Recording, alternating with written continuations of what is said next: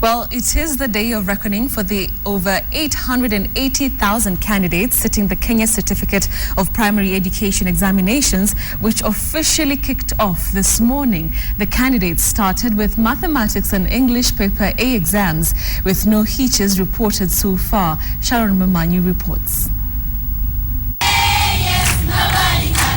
Songs of motivation would mark the start of this important day at the Moi Avenue Primary School in Nairobi. A day of reckoning as the Kenya Certificate of Primary Education exams kicked off countrywide this morning. With their tools ready at hand, the students here stating they were more than ready to tackle the exams. For the past 8 years, I know I've worked hard and I know I'll achieve my goals.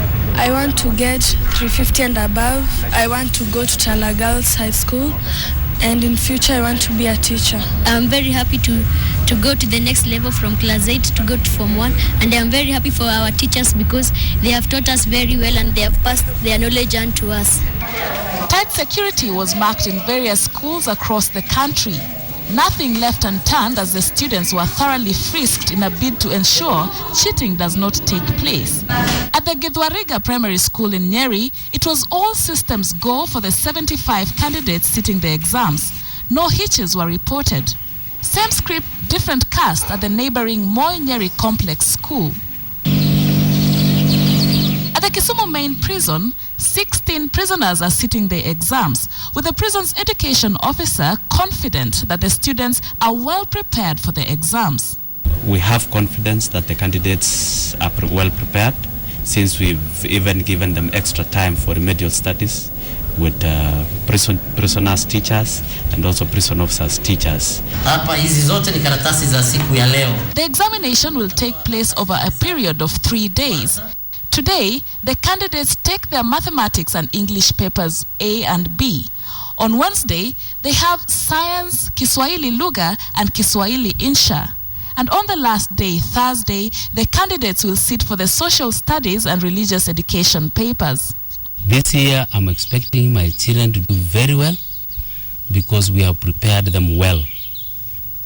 There are over 880,000 candidates of KCPE this year across 24,278 examination centers countrywide. Sharma Manyi, KTN. All the best to all the candidates. Now moving on, a total of 5 illegal firearms have so far been surrendered to the government in Kapedo. Our reporter Ian Mafula is still in the area and we now join him for that particular update. Ian?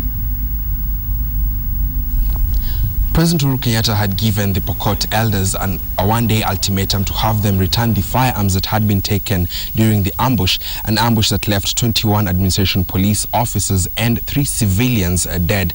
Now what you're seeing on your screen right now are the 4 firearms that were returned.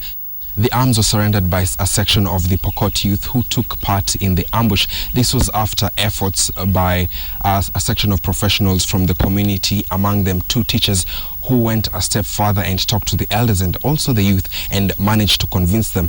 I challenge the government to spend a simple method the way we have spent now. We spend like 1,000 to get the information from them to tell us where we can find these guns, because they don't want also to meet with us, but the men who have managed to give us the information through the phone. However, earlier on, rumors were going around this area that 4 bombs had been launched by KDF in Silale Hills, which left 2 herders dead. Now remember, this is unconfirmed reports because we've not managed to talk to KDF, but this action, these alleged actions, angered the Pokot elders, who are in the process of as well talking to the youth to have them to have them surrender these firearms, and the youth had actually volunteered. Because even the government needs to understand that these people are drill. Now, in an effort for us to just get to the elders and also see them surrendering these firearms, it took us 2 hours before the elders could agree to meet with us. And at this time, they were in talks with the 2 professionals, that is the 2 teachers who were together with them. And once the elders agreed to meet us, we had to proceed from our location into where the elders were, which was around 15 kilometers, and we had to go through harsh terrain, dry riverbeds, and also through bushes to get to where they were. Once we got there, they would not allow us to use our cameras to go into the meeting. And so while we got there, we decided to just take a few clips from our phones, and that is what you're seeing right there. The elders deliberating on whether the elders talking to the youth and convincing them to remove these firearms. So after about an hour of them discussing, we had to sit through these discussions. Remember, they're discussing in the local dialect, so we could not hear at all what they were saying. It was after which the youth decided to surrender one more firearm, and they placed it strategically at a tree so that we were not able to see who exactly put the firearm there. Tumepewa instruction kwa simu ndio tukatawanyika all these bushes juu tumepata kwa hii water point. Hii water point imetu direct. Tunaambiwa turn to left. Alafu hii kisuku ama naweza kama hii mwende mtafute kama until or kama. And so up to now, I can confirm to you that a total of 5 firearms have been surrendered by the youth. We continue to bring you updates from Kapedo, and we're following everything that is happening. The first day of the Kenya Certificate of Primary School examinations, we shall also see how smooth the process is running, because earlier on, as at last week, the KCSE exams had been interrupted due to very high insecurity in the area. A number of students had also missed some of their papers. So we shall continue to bring you some of the updates from this area. Ian Wafula there, coming to us from Kapedo, where he's told us that a total of 5 illegal firearms have so far been surrendered to the government in that particular area. He's going to keep tabs on that developing story and bring us more details in our subsequent bulletins.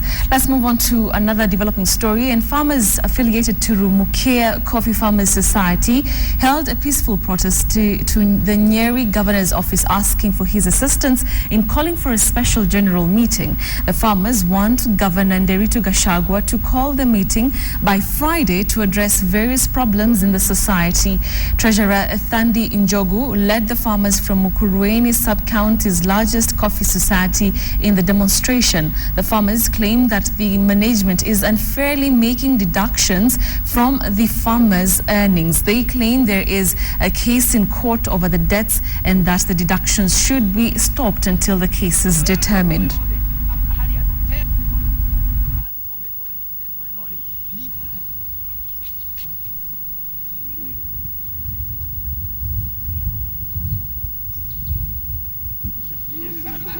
Rumukia Farmers tuko na kesi kotini ambayo inahusisha zaidi ya milioni karibu 89 ambayo imeshikwa kwa sababu ati tuko na madeni na wale millers tulikuwa nao mwaka jana ambao ni Sasini na Central Kenya. Na hao watu kwa sababu pesa zimekatwa na bado kesho yake tarehe 4 tuko high court kutetea hiyo pesa, kwa sababu mkulima anasema hiyo sio pesa ya deni, ilikuwa pesa ya mkulima.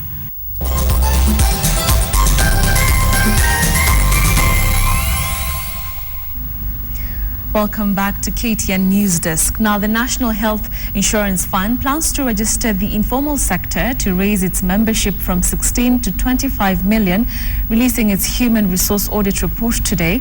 The chairman of the NHIF board, Mohammed Mahmoud, reassured the staff that there will not be any sackings, even as there are plans to redeploy its human resource.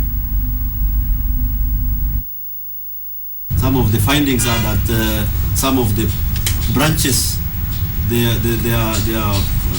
covering of those core activities really are too low as compared to the others. So this report seeks to answer that question. Why mismatch? Why some are producing or recording a very good return and others are too low?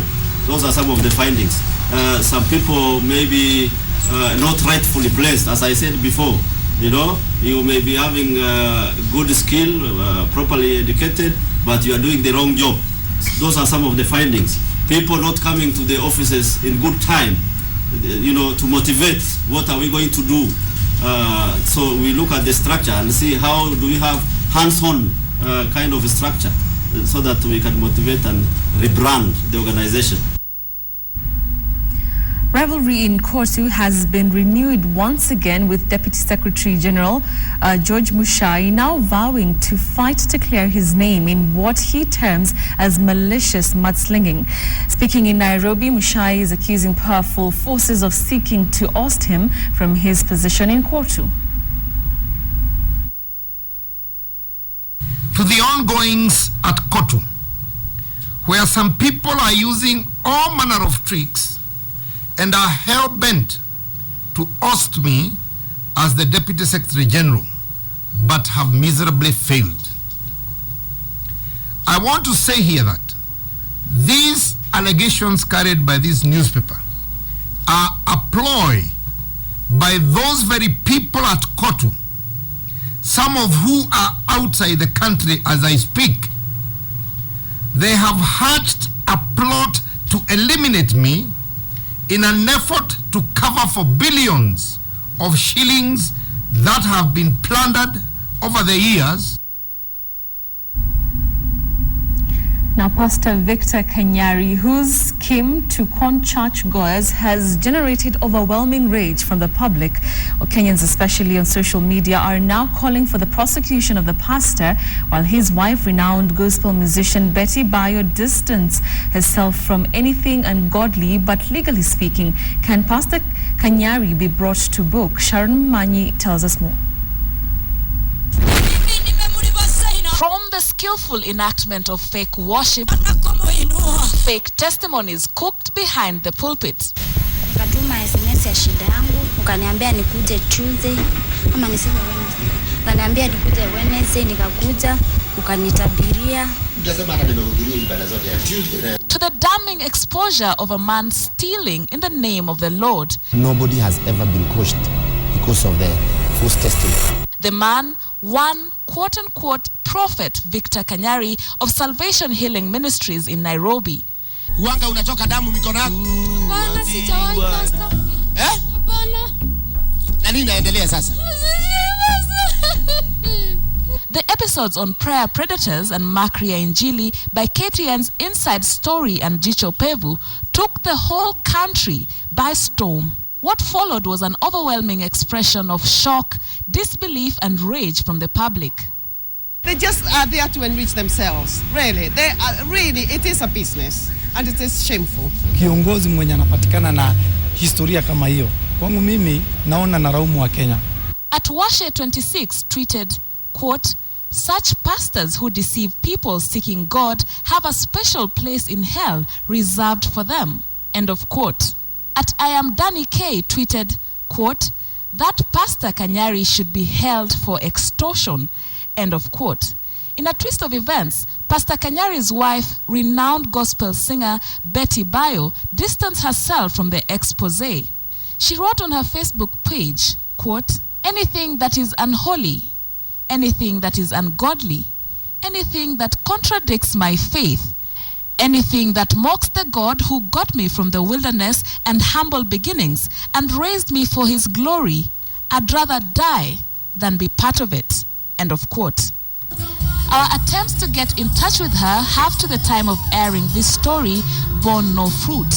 However, not everyone is against the implicated pastor, with one Grace Gishuru posting on the pastor's page, quote, "They are talking and you are still being blessed." End of quote. But just what exactly are the legal implications of this expose? A big number of the members of the public are calling for Pastor Victor Kanyari's prosecution. This can apparently happen in two ways. Criminal processes require a complaint. The persons who are aggrieved have to complain with the police station, and it is recorded by the police, after which investigations are to be initiated. But without a complaint, the police can only investigate based on public interest and merely to interrogate what actually was happening or whether the allegations are true. Whereas Whereas the straightforward way is said to be by the victims of the pastor's extortion filing a complaint, Law Society of Kenya Chair Eric Mutua points another way. And what they need to do is to come with that evidence, either to come to the Law Society, we refine it, and then we forward it to the DPP's office, because those are persons who should be charged with obtaining money by false pretenses. Those are people who should be charged with fraud. Those are people who should be charged with theft. So the recording may be used, but there is a certain threshold of evidence that it has to comply with, whereby it has to be clear, and also the one who took the clip has to personally produce a certificate to confirm that it is not actually a stage-managed affair. Freedom of worship is one guarded by the Kenyan Constitution. Over time, there have been growing concerns over the practice of corruption and unethical conduct in church. The debate of checks and balances come into play. So the Registrar of Societies is obligated by the law to investigate, leave alone the police, to investigate and interrogate the propriety and the actions of the church. Because the churches, in as much as they are not regulated in a strict sense, is need to curtail what actions they take, so that to protect worshippers and also to protect the sanctity of worship. The media and the public alike have been under criticism for being too quick to forget such damning cases. And now the fate of Pastor Victor Kanyari of the Salvation Healing Ministries is one the entire country awaits to see with bated breath. Shalma Manyi, KTN. Well, from Jicho Pevu, let's go straight to my colleague Michael Karanja, who is speaking to Jonathan Siano, who's the CEO of Uchumi Supermarkets. Michael, what about Uchumi? Now, Uchumi is in an expansionary phase, and that's why we have the CEO, Mr. Jonathan Siano, just to tell us more about this. Jonathan, today we see in the dailies that you are expanding to Tanzania, and you've acquired one store from, what's it called, Smart Life stores. So what's the thinking in terms of going into Tanzania? Thank you very much, Michael. Now, the Uchumi has been growing. We call it growing rather than expanding, and we are taking steps into going into the Eastern African community countries, because that is what the East African market protocol dictates. Yeah. And among the markets that we are going to, we have already been into Tanzania. We had one supermarket, and during this year, this calendar year, we have managed to make 5. And the last one, which is Safermat Supermarkets, we bought it a week ago. And when I say buying, it's actually a going concern. Yeah. And the owners were unable to run it because of various reasons, the management reasons. It's in a very lucrative position. Actually, it is one of probably the best where the Class A and Class B customers tend to. Exactly. So as we are talking, refurbishing or changing of the signs to put Uchumi out there is going on with our Uchumi team down in Dar es Salaam. And just going forward, are we going to see more of acquisitions in terms of your growth phase, or is this a one-off case just for Tanzania? Now, acquisition of supermarkets is very delicate, because you have to take the right location. Yeah. And in addition to that, how the premises are. So it is normally one-off, but we tend to grow organically in that we go and do analysis of our sites very carefully, so that we do not get into a situation where you find you don't have customers. Yeah. So it's important to appreciate we are not going to buy supermarkets just like that. Yeah. We would rather go for branches themselves, contrary to others who will buy 5 branches, but you find most likely is only one that is useful. So we tend to be very selective. This is what you call a bird just came to pass when we had something to hit it, and we managed to pick it up. When you announced in your full year results, there was some issues with especially your locations in Tanzania and Uganda, with specific kind of dragging down your profitability. Now, when you look at that, you already closed one store down in Uganda. Have the others picked up to a certain level where perhaps you'd actually think of even opening more stores in Uganda? Lovely. Now, Uchumi operates every branch as a separate entity. Yeah. From 2012, 2013, in fact 2013 to 2014, we have opened 11 branches, and out of those 11 branches, the only one that did not come out clear And the reason it did not come out clear is the owner of the mall was unable to manage it. It was never occupied, and it was in the right location. Yeah. But when you come to mall management, it becomes very, very delicate. Now, that being so, we always take our principles. There's a DNA of Uchumi that if a branch does not make any money, then we don't need to drag it. Let's look at it in another way. Within the East African community, except probably for Tanzania, all the other countries have been dragging in terms of economic growth. Yeah. And when I mean economic growth, life has become very expensive. The other one is the security. The other one, some of our countries have had grants from the Western being withheld. And all those things have tended to affect what you call the luxurious goods. And we are left with people going down to only buy the essentials. The other thing you have in Kampala, which is in fact a very unfortunate phenomenon, is they have built very many malls within the very small town, or small city, and the customers are not growing. So we have changed our strategy in Uganda in that we are not going to open shops in Kampala of big size. Yeah. Instead, we are in fact opening a shop in Western Uganda. We are not changing our ownership in Uganda. In fact, we are rejigging it to make sure you don't go into very big shops within the city center. We opened one in Bale, the other one in Gulu, and the other one is coming in Barara. So it's just shift from the hypermarts to more exactly, to supermarkets themselves. Yeah. And as we are talking, they are doing quite well.